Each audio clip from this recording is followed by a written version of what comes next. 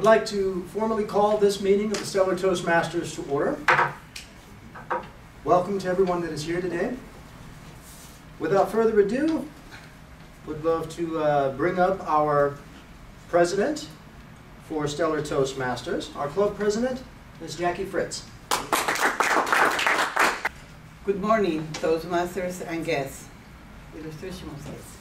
Today we have an event and a wonderful meeting. We're going to have the Stellar Toastmaster evaluation and humorous contest. Could you please, I'm going to do the intro. Dios mío, ¿qué pasó ya? I would like for us to, today in the morning when Ken and I were having breakfast, we hear about some news about a lot of difficult decisions are happening right now in the world. And please, if you have a moment, I would like to ask you to pray for peace, because we need to have peace around the world, and also tolerance. Tolerance is something that we are losing, and we are keeping a little short term. Tolerance for a new president, tolerance for peace in the world, and tolerance to be good to each another. With that, I would like to have please stand up, and we're going to do the flag salute. And also, I would like to call at this moment, we're going to have the joke of the day. I would like to call me Jeannie Barsby to come and delight us with her joke today. Please welcome Jeannie. This joke is from my son. Moses, Jesus, and an old guy are all golfing. Moses gets up there, he swings, the ball falls into the water trap. He walks over, parts the water, swings, and hits it into the hole. Jesus goes up, he hits the ball, falls into the same water trap. He walks over, walks onto the water, hits the ball, falls into the hole. The old guy walks up, hits the ball, and just as it's about to go into the water trap, a fish jumps up, eats the ball. As the fish is digesting the ball, an eagle swoops down, catches the fish, and flies. As it just gets over the hole, a lightning bolt hits the eagle falls to the ground, the fish falls out, the fish drops the ball, and it rolls into the hole in one. Jesus looks over and he goes, "You know what? If you're not going to play fair, Dad, I'm not going to play with you anymore."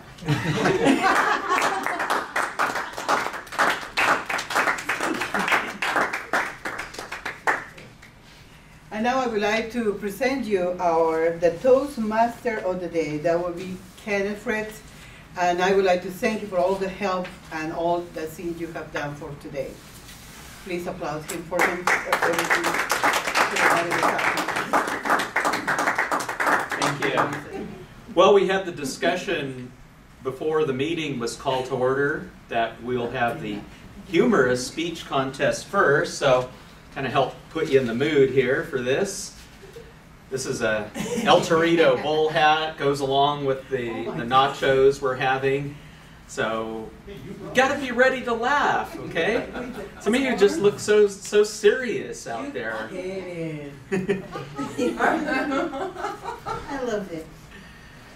But seriously, we have rules that we need to follow and respect to our speakers, presenters.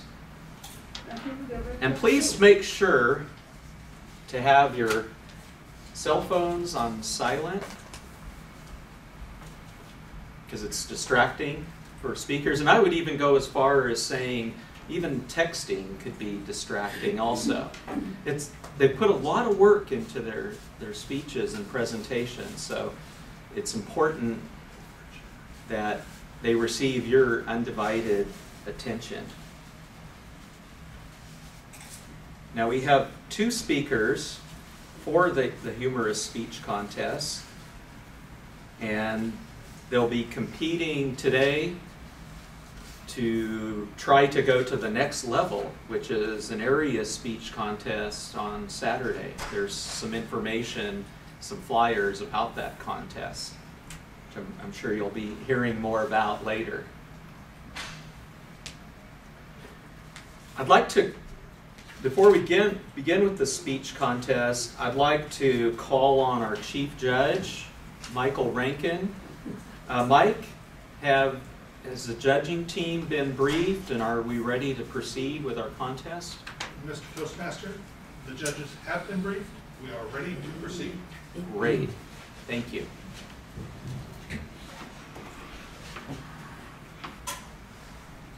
Our first speaker today is Alan Pettibone. 40 acres. 40 acres, Alan Pettibone.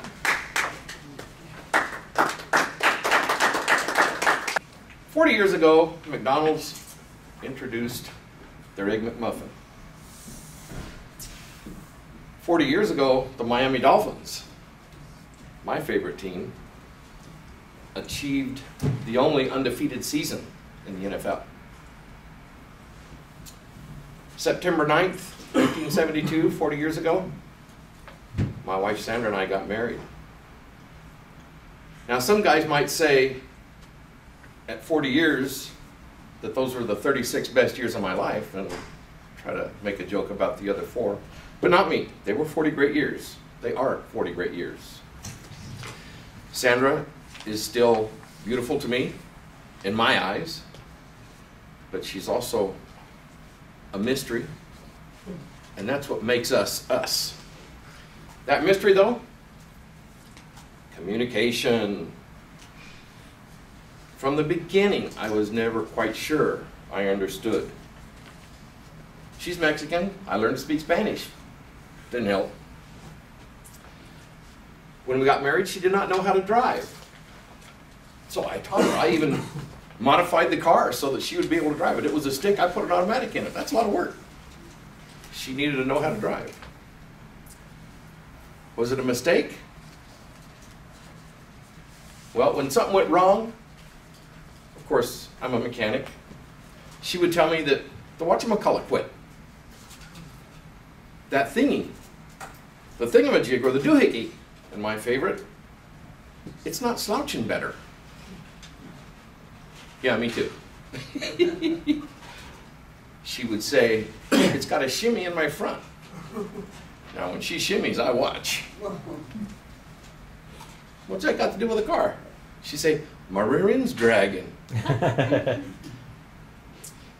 didn't always get it. She would say, something's wrong. It's got gas. Well, yes, of course it's got gas. No, listen. She'd rev it up. It'd backfire. She said, see, it's Putin. It's got gas. Well, it didn't much matter. I fixed it. I can do that. I talk to the cars. Cars talk back to me. They say what they mean. They mean what they say. Sandra, I'm not going to say all women are like this, but I think she's got woman speak down good. She likes to say, why can't you learn to communicate with me? Which of course means, agree with me. Sure, do what you want. And we all know that means, I don't want to, and you're going to pay for this later. But I love Sandra, and I want to communicate with her. 40 years, I'm still trying. I come to the realization, though, that yes, dear, is probably the safest thing. Self-preservation. I like to say that I learned Famali, just to make sure that I could understand what she's trying to say. I learned how to dress, of course, because according to her, I couldn't. Plaids don't go with stripes. I don't know why. Prints. Too many times today, I'll put a print on, and she'll tell me it doesn't go. I don't understand, but that's all right. Heck, even my granddaughter has learned how to speak with Sandra better than me. She said that Sandra told her chocolate makes everything better. Slouching better. Remember that? But it's all one-way communication. And as I was talking to the cars one day, as I like to do, it hit me. I need two-way communication. So what am I going to do? I'm just going to turn things around. But it's not going to be easy. After 40 years, I'm likely to feel like that old Willis Brothers trucker in the song, "Give me 40 acres and I'll turn this rig around." Because after 40 years, it's not going to be easy. After all, that trucker, he was going the wrong way on one-way roads, and that's sort of how I felt for 40 years. The wrong way on one-way roads. Not always a good thing. But is it too late? Is it even possible? Well, I'm still working on it, and I'll let you know if and when it happens. My message today, if you find yourself talking to your cars, your honey doesn't understand, maybe you too can take 40 acres or 40 years and turn it all around. And of course, don't forget, you got to eat chocolate. In the spirit of this political season, and by your blessing, since my mom and dad are dead, her mom and dad are dead, I'm asking for your permission to sort of get married again. We'll start this over. And what I promise is that we can do this together. Together, we will do this together. We must do this. Together, the secret to our future married life depends on it. I say, God bless you, my friends. God bless Sandra. God bless that secret. And may God bless our United States of matrimony. Mr. Toastmaster.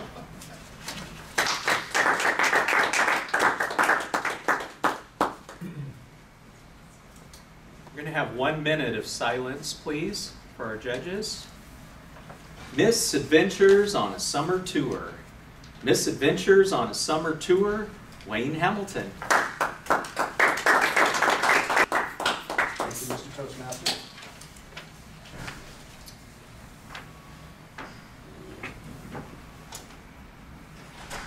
The year that I was getting ready to turn 15, I joined a group called Skyfire, which was my high school's professional performance show choir.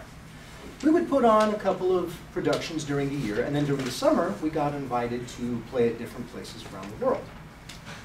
In the summer of 1990, we were invited to play at the Montreux Jazz Festival in Switzerland, as well as France's Bastille Day celebration in Paris.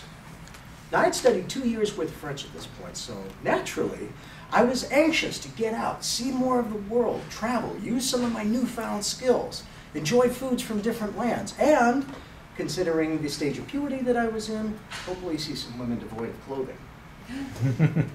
Perfect. Perfect setup, perfect summer. We traveled to Switzerland, and I must say first off that we were supposed to land in France, but the Orly airport was closed due to terrorist threats, which meant we had to land in Belgium instead. Now this meant staying on a bus for 24 hours until we got to Switzerland. Everything went well until we had to stop for a bathroom break. There was what we call a stone privy, which was outside. The thing looked like it was going to collapse at the first touch. And the smell was enough to gag a maggot. Fortunately, I was spared from having to go into this, but everybody else who went in, their reactions confirmed this for me. I never saw so many women waving their hands in front of their face and getting ready to throw up all at one time. Almost made me feel like I was looking at a bunch of pregnant women or something. And when everybody reloaded on the bus, they asked me how I felt. See, most of them had never flown before, and the ones that did were complaining of being tired. Well, I explained that what they were experiencing was called jet lag. I then proceeded to tell them, I feel fine. I've flown all over the place. I've never suffered from jet lag. And then I noticed, hey, these bus seats are pretty comfortable. Nice and padded. I think I'll take a little nap. I've been awake for, what, a day and a half now. So I started drifting off. And I was woken up later when we stopped at a restaurant in the Swiss Alps in order to get dinner. So I was trying to wake up. I go into the restroom to splash some water on my face. And I looked in the mirror and I was presented with one of the most bizarre sights I have ever seen in my life. Someone had taken and ratted my hair so that I kind of looked like a copy of Sting from the Police that didn't quite take. There were kiss marks all over my face, and I'm assuming that the girls in the group did this. And a lot of mascara had been applied to my eyelashes, and a lot of lipstick. Then felt something in my hand. So I looked down. There was an unrolled condom in my left hand, and nails on both hands had been painted. Then I noticed that the floor felt kind of hard. I looked down. Not only am I devoid of socks and shoes, but my toenails had each been painted. In fact, every single nail on my body had been painted a different color, so that I looked like nothing less than a punk peacock. Unusual beginning, I must say. So I went, caught up with the rest of the group, and it was good-natured. I sat down and said, "You guys got me." So then I went to order dinner. Now, I'd studied 2 years of French, so now I'm considered semi-fluent. The waitress did not understand a word I said. It turns out I'm in a place in Switzerland where they speak Swiss and German. I don't really know any German, so I kind of try to point things out. And what I ended up with for dinner was steak tartare and some shredded green vegetable that I had no idea what it was, and I had no desire to try it. We got to Montreux. We performed there a couple of days, and it was a very unique experience. See, we were dancing and singing to some of the best things that we had learned, put together a medley, so to speak. And there was this god-awful, pungent smell that we couldn't get rid of it no matter how hard we tried or tried to ignore it. We were informed later that there was a cheese processing factory that was just down the street from where we were. I tell you, it's nothing like singing and dancing, trying to avoid the smell of combined burnt cottage cheese and burnt dung. I don't think we breathed the entire hour and a half that we performed both days because we didn't want to display any involuntary stomach pyrotechnics. Wasn't planned. Later on, we went to Paris. We performed at Luxembourg Gardens, and it was a beautiful day. Now, the day that we were scheduled to perform was the same day we got to the hotel. It was supposed to be a 4-star hotel. This was more like a giant cracker box that someone had upended and stuck right in the middle of the city. I look out my window, I see the Eiffel Tower, far off in the distance, being eclipsed by a local television station, and dirty rooftops as far as the eye can see, complemented by bird droppings. Such a romantic view for the city of love, don't you think? But that was okay, because I was ready to perform, and my birthday and Bastille Day are on the same day, July 14th. That's their national holiday. So we went and we performed, including a medley of tunes from the show Les Miserables, which the French crowd absolutely adored. I'm thankful that the drinking laws in Europe are different from those in America, because afterward was when I first got drunk, first got acquainted with Scotch, which we remained good friends for several years.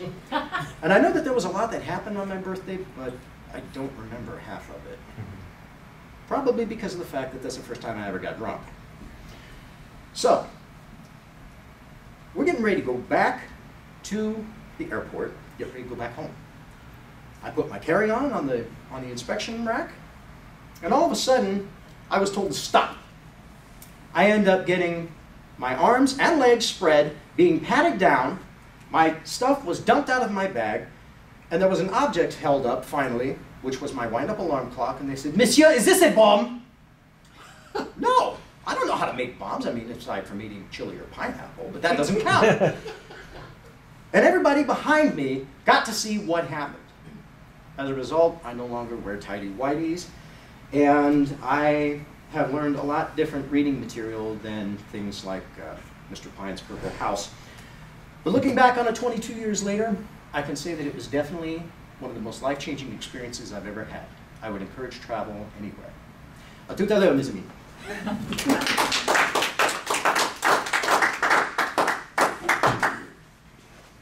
Let's have 1 minute of silence, please, for our judges.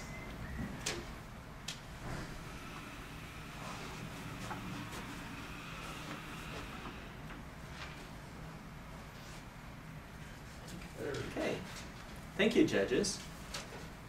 And now let's get to know our contestants better. And we'll start with Alan Pettibone. Please come forward.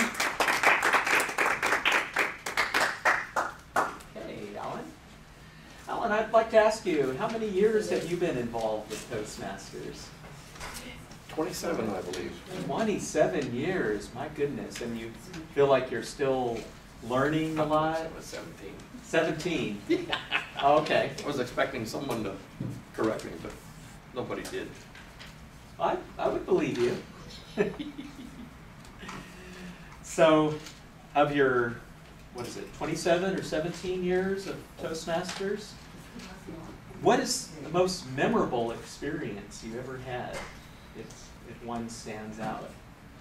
I don't think that I have one particular experience. I would just say that the entire 17 years has been special. And you've heard me say this before, it's because beyond communicating with each other, we get to make friends. We get to make new friends. And that's what's special to me, is all the new friends that I have made through Toastmasters. Let's see. And you have more years experience being married, as we got from your speech today. Mm-hmm. What would be a memorable experience of your years of marriage? That's a tough one. It is. Because there are so many special moments in everyone's marriage, I think. Mm-hmm. Especially if it's the right kind of marriage.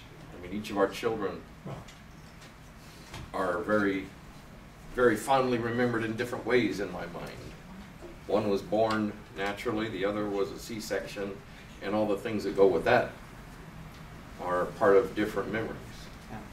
You know, the wedding itself was almost a comedy of errors. And then every anniversary since has been something that one of us managed to screw up. So there's just, it's never a dull moment. And it was hard to try and really put something together that was coherent, because I just kept remembering things that I wanted to say and probably should have and didn't, and maybe even vice versa, I don't know. I do wish you and your wife Sandra many more happy years together. And I'd like to present to you this certificate of participation for today's contest. Thank you very much, Alan. And now I'd like to ask our other humorous speech contestant today, Wayne Hamilton, to come forward.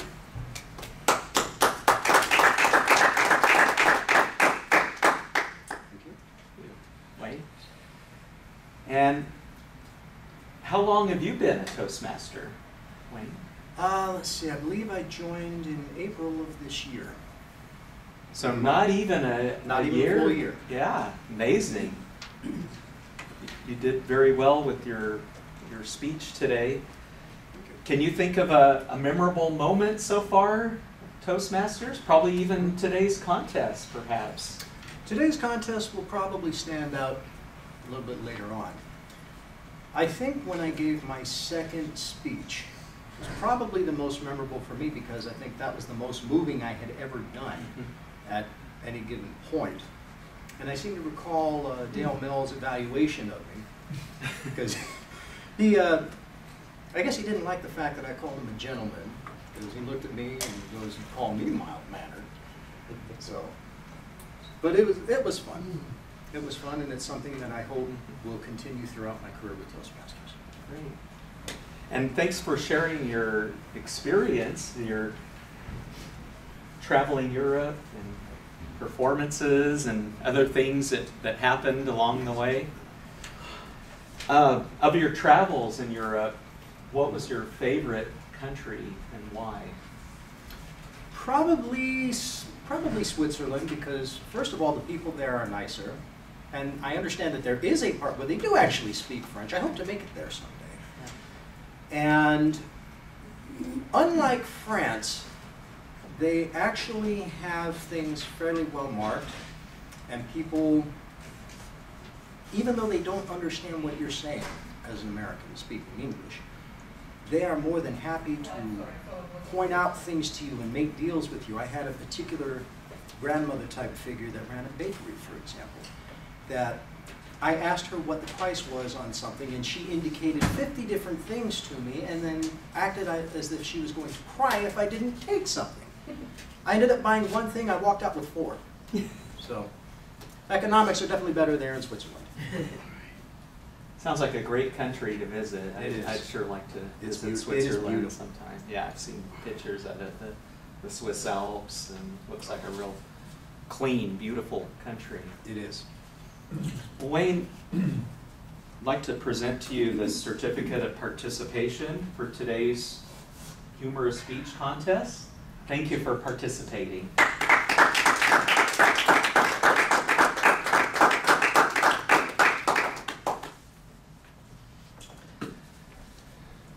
Well, next we have our evaluation speech contest. And our chief judge is kind of looking at me. Wondering where our speaker is. And he's not here, and we do have coverage, however. And let me explain how this works. We have a guest speaker who is not competing, just giving a speech, and then the competition is between the evaluators. Okay. And the order of the evaluators will be Alan Pettibone will be first, and then Bernice Cow second. So I'd like to ask our fill-in speaker, I really appreciate this, and our club president. I'm not quite sure what she's going to speak about today. She's probably thinking about it herself. But I'll ask her to come forward. Jackie Fritz, please come forward, our guest speaker for today. Yeah. Yes. Okay. How are you doing? You ready? Oh, it's hard. Oh. Do you think I'm ready? You're ready, but I'm not ready yet. I need to know your speech title today. Oh, my speech title is going to be, the length of the speech is going to be between 3 and 5 minutes. And the title will be, You Ask Me. Okay, so we have Jackie Fritz, You Ask Me, Jackie Fritz. Thank you.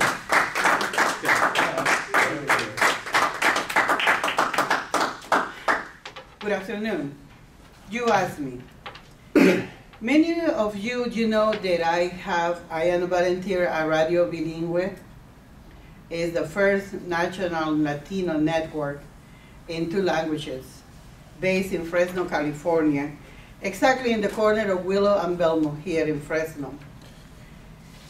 In the radio, you can find us to 91.5 FM from the studio of KSGV. One of my programs is called Acento Sabroso, which is happening every Thursday from 4 to 6:30 in the afternoon. Every second Saturday of the month is Latin Jazz from 8 to midnight. Every Thursday when I open the microphone, it is intrigue to me. It's an adventure. It's a dream come true. But not just the dream come true comes alive in that moment. I am Jacqueline Fritz, but I am a different Jacqueline Fritz when I am in the radio. Let me tell you something. 2 weeks ago, I got a letter from a prisoner in Concord. I have a fan club. I didn't know they named it after me, Jackie with acento. I get 20, 40 letters a week asking me for numerous requests. From music they want to listen to dance, or maybe I remember them how they used to grow up in the neighborhood, back home in Mexico, Cuba, Puerto Rico, maybe Illinois, you name it. And then I have my fangirls too. They're writing me because their loved ones is in San Quentin, and they're listening to me. But one in particular, it really hit me a lot. He's a father, an immigrant father, who was in the wrong place and made the wrong decisions. There is a salsa group, it's called the Latin Brothers from Colombia. And they have a song, it's called Patrona de los Reclusos, which is mean the virgin of the people who are in jail. This person has been writing to me now for almost 3 years. Every Thursday when I get into the station, there his letter is there. Ready, I open it, I read it, he likes the show, I'm happy for it. I have sent hellos to his family over his country through the internet, because that's another wonderful part about the things happening in our new world. The internet. Anybody can listen to me through the internet, radiobilingüe.org. And he said, could you please, Jackie, say hello to my daughter? I do it. My family, my aunt, my uncle. And then, like I said before, you asked me to. 2 weeks ago, I got this letter. He have diagnosed with no, he is in dead bed right now as we speak.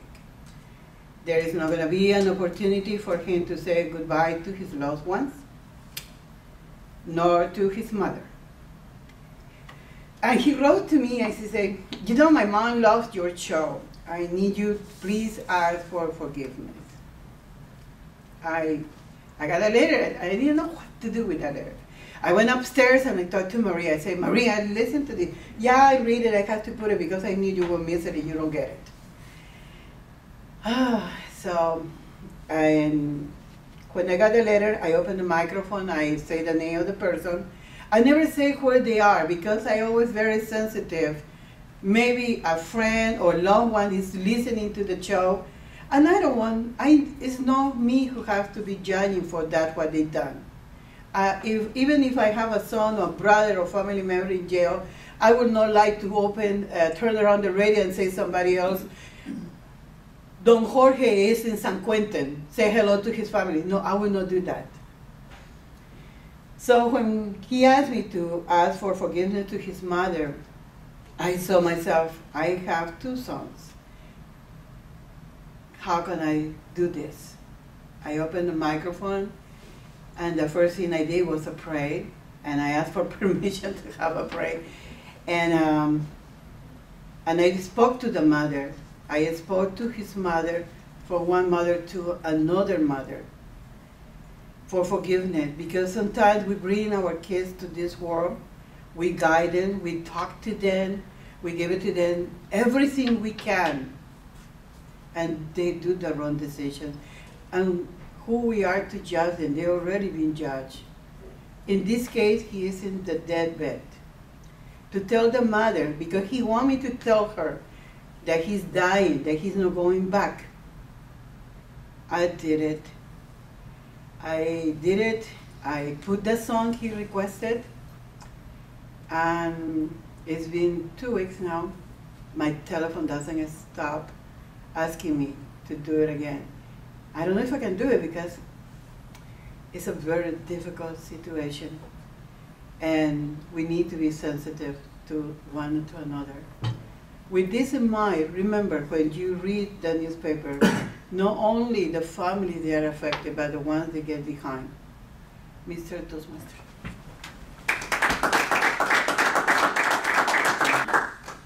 I'm going to ask that our evaluation contestants be escorted out of the room.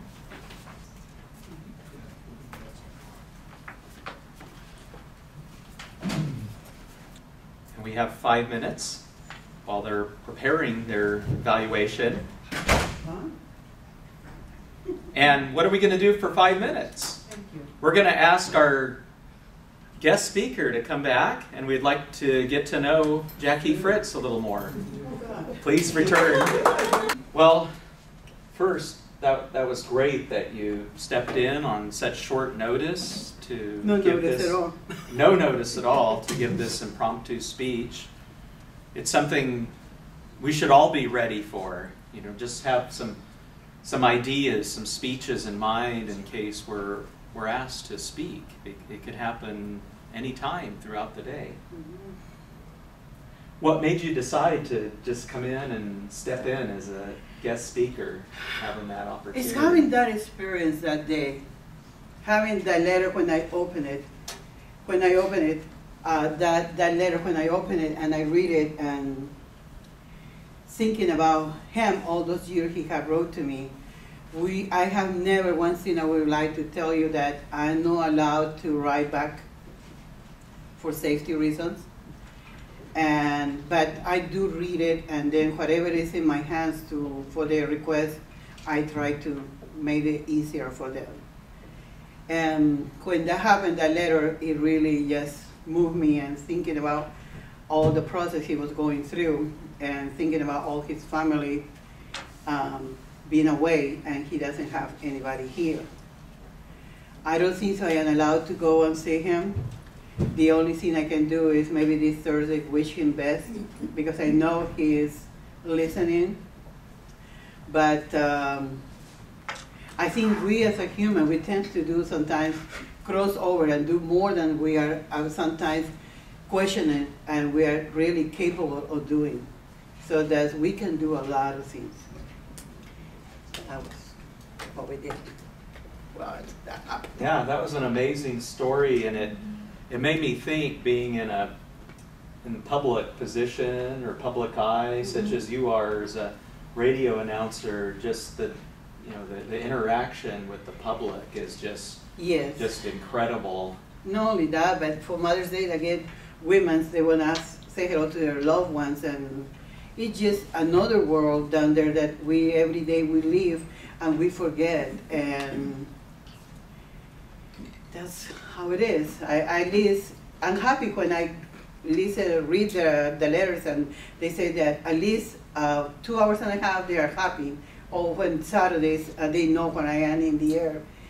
Everybody, by the way, think I am 110 pounds, that I am only 25, and I always have to make sure to say I'm going home to my husband and my son, because I don't want anybody in the corner. That was it. But radio, of course, it's important, the speaking voice, and how your choice of words, voice tone, vocal variety. Yes. How has Toastmasters helped you as far as being a radio host? Well, first came Toastmasters and then came the radio. Yeah. Remember? Yeah, first was Toastmasters and then came the radio. Yeah, the radio is a big communication part of the key that a lot of people, they like to listen. But yeah, we have to be very careful when we choose our words and our tone, and just being yourself. That's one key part of everyday life. Thank you. Yeah, I notice that a great host on the radio too does not say too many ahs or ums, so I'm sure that helps a lot with Toastmasters too. Yes, I try to not to do that when I'm talking in the microphone. In the microphone, when I had the radio show on Thursdays in Spanish, which is my first language, so that's very easy. On Saturday, when it's in the English from 8 to midnight, sometimes I remember one first experience. That was it was Funkin' Town. One song, my son, he called me quickly. He said, "Please don't use that word. Get a similar word, different meaning. Don't use that word." My pronunciation, the phonetics, with the accent. That's what it is. Thank you.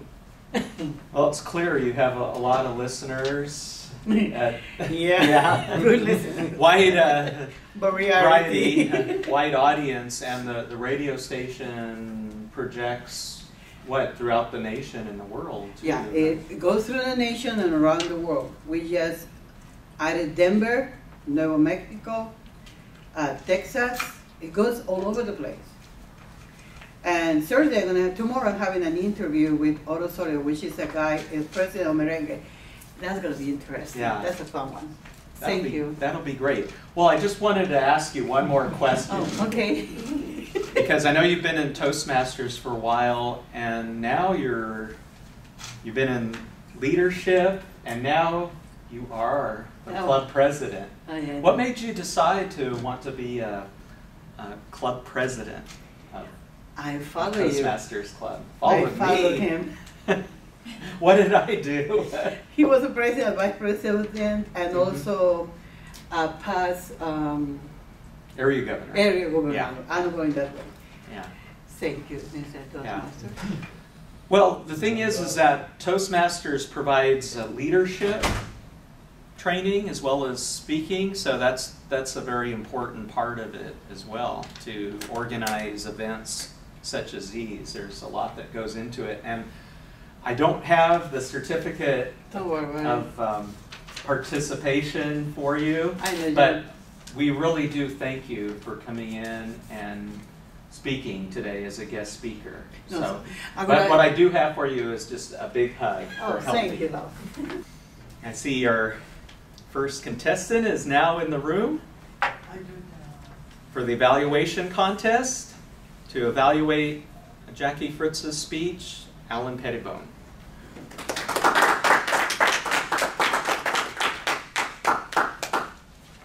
Thank you, Ken. My fellow Toastmasters, Jackie gave us a gift. She gave us herself and what she does that makes our world a better place. Jackie, I want to thank you for that. As we're all aware, it was an impromptu speech. You did a great job. For someone to be asked to do this with no more notice than you had, I thought you did very, very well. At other levels of the contest, I might not be able to understand where the speaker is coming from, but I think that we do here, and I want to congratulate you because compared to many of the speeches I've heard you do, this was probably one of your better ones. You gave us a good audience preparation. You told us where you work, what you do, how and why, and a little bit of how it affects you. And I think as a community, we again should thank you. I didn't see any use of notes, and I wouldn't expect to because this was indeed impromptu. But you spoke from your heart, and I think that was probably even easier than to try and use notes. You were passionate about what you had to share with us. Your emotion was there, but I think it was controlled, so that was a good way to express what you had to say. A lot of what we do here is emotional, and there's nothing wrong with that. So good job.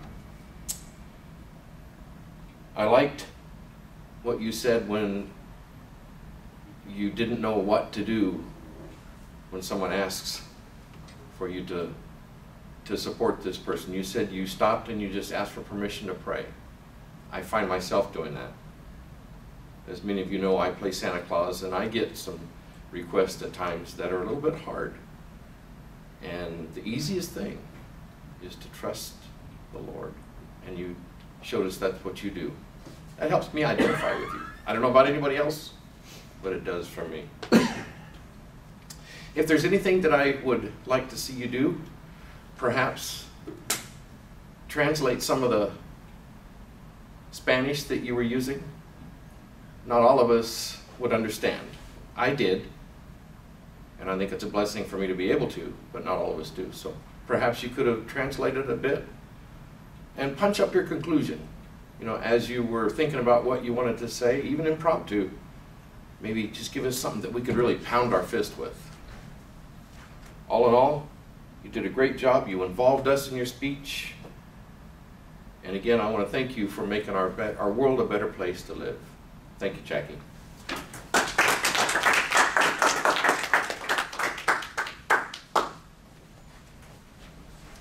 1 minute of silence, please, for our judges.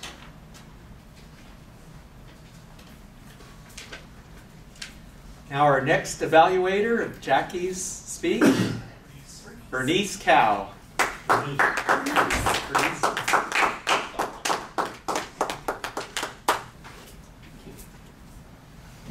Thank you, Mr. Chairman. I think I have the privilege to evaluate Jackie's speech. It amazes me someone can give such an interesting, intriguing topic.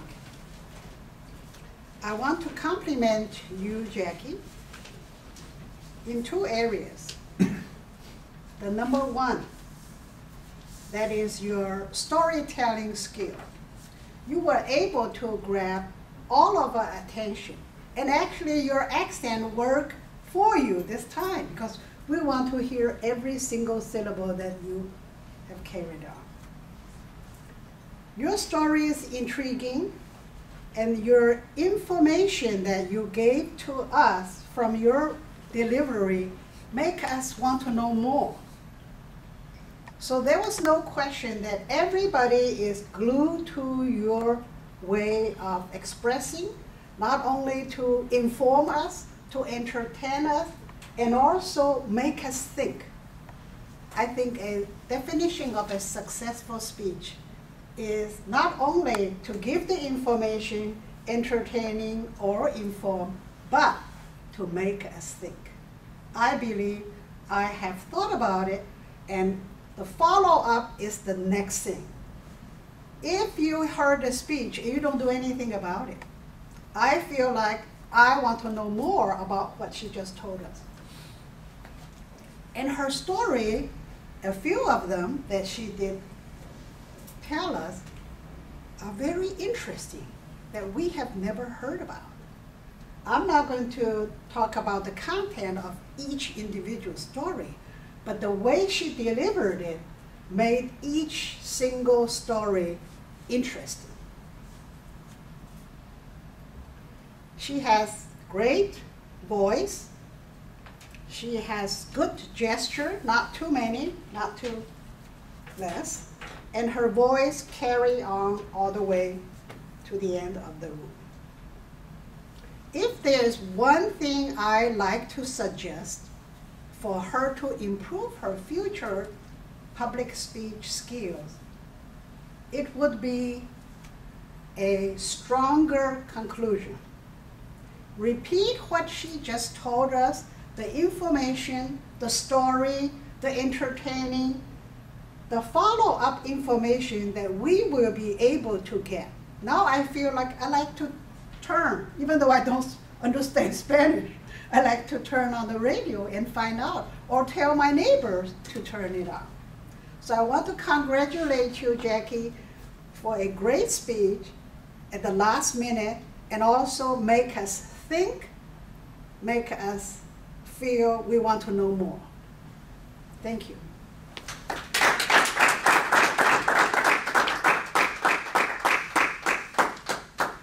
To ask for time of silence for our judges to complete their ballots and submit to the chief judge. Okay, yeah, whenever you're ready to submit your ballot to the chief judge, just hold it up. Hold up your ballot. Wow.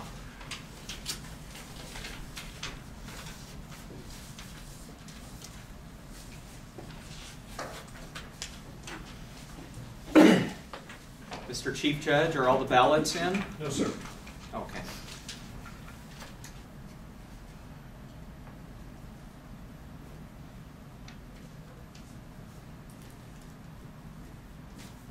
All right. All the ballots are signed, sealed, delivered. Thank you. We're going to go ahead and with our evaluation contest contestant interviews, starting with our first contestant. He gets to come back up again, Mr. Alan Pettibone.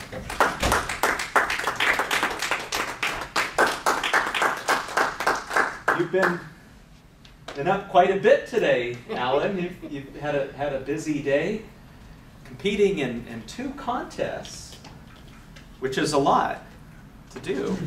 What would make you want to do something like that? It's the easiest thing. It's the easiest thing. I would think it'd To be me, the most difficult. easier. No, to me, it's easier to compete. Mm-hmm. It's not about winning or losing. It's about not being responsible for all those other things that there are to do. I know that if I haven't done well today, then I'm going to be asked. And I'm going to have to do these other things. Mm-hmm. And I will. It's not that bad. Okay. Well, it looks like you're enjoying yourself no matter what. I definitely do. And that's great. Now, I want to ask you, because evaluation, that's an important part of Toastmasters. Why do you see the evaluation portion so important? Because I think it gives people a chance to see that we can learn from each other. We learn by doing. We don't need to go take a college course in speaking and have one instructor, one professor trying to grade us or tell us what we did right or wrong. Because I think in communication, especially like this, there is no right or wrong. There is what works today and what may not work tomorrow.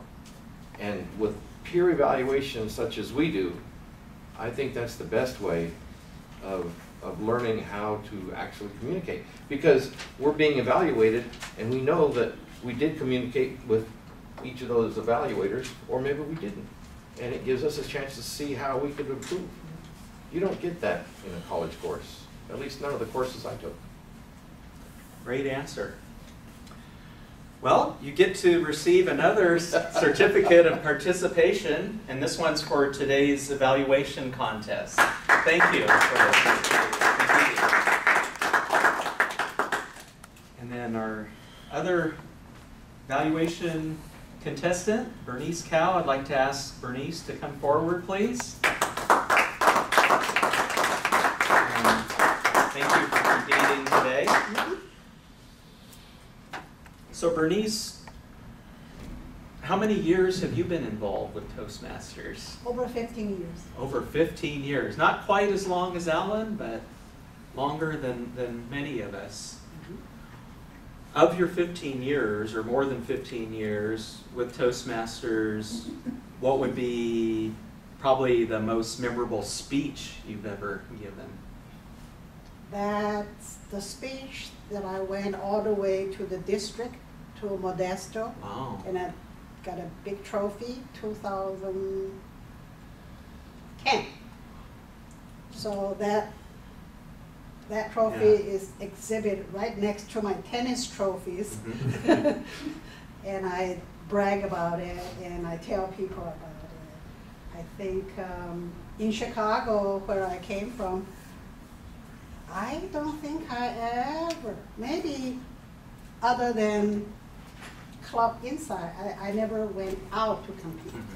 So all my competition experience I gained from here.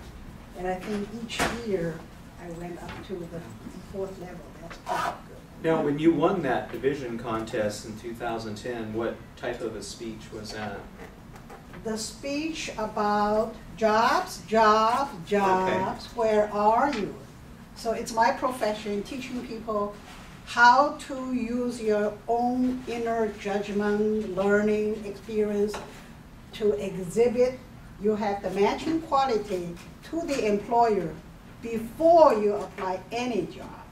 Use your head as the first H, use your heart as the second H, and use your hand as the third H.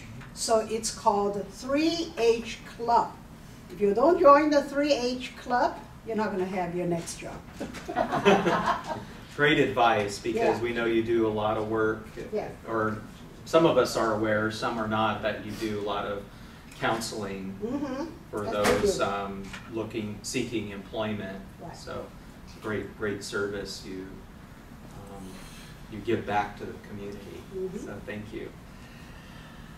I'd like to present to you, Bernice, a certificate of participation in today's Stellar Toastmasters evaluation contest. Thank you. Thank you very much.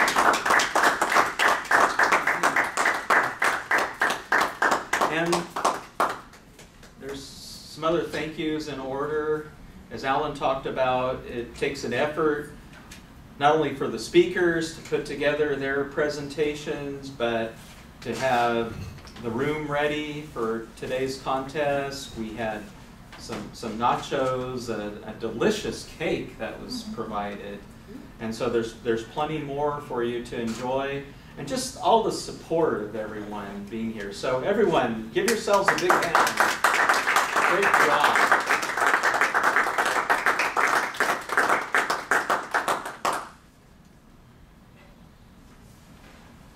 And looks like the certificates are being prepared right now.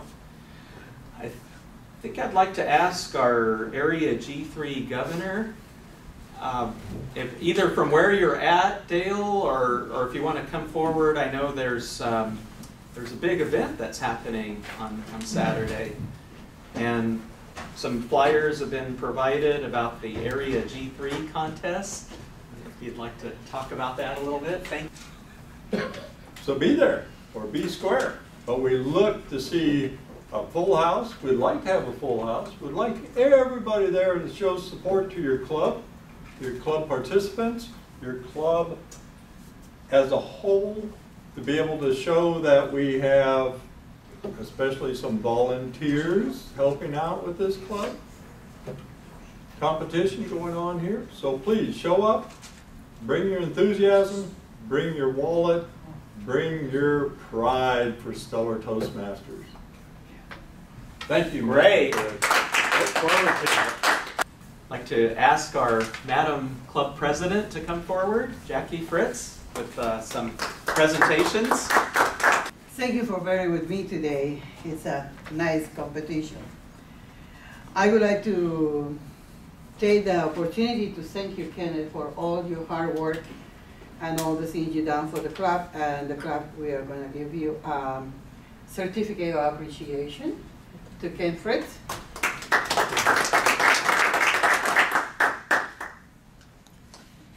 And also,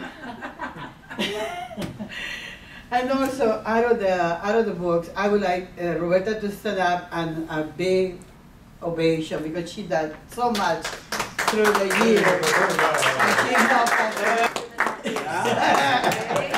her and everybody else who brought those delicious, the cake, the let me see, the eggs, and also the Vietnamese egg roll. I remember that. And also I would like to have to come here forward, Mike Rankin, the chief judge for today's competition. Thank you, Mike. There you are. First place for the speech contest. Please welcome Mr. Alan Pettibone.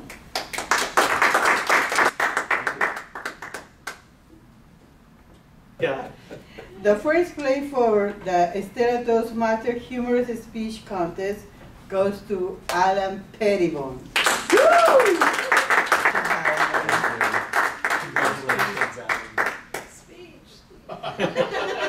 Thank you everybody for coming and make this a very truthful and exciting experience for everybody and delightful. Thank you. Meeting adjourned.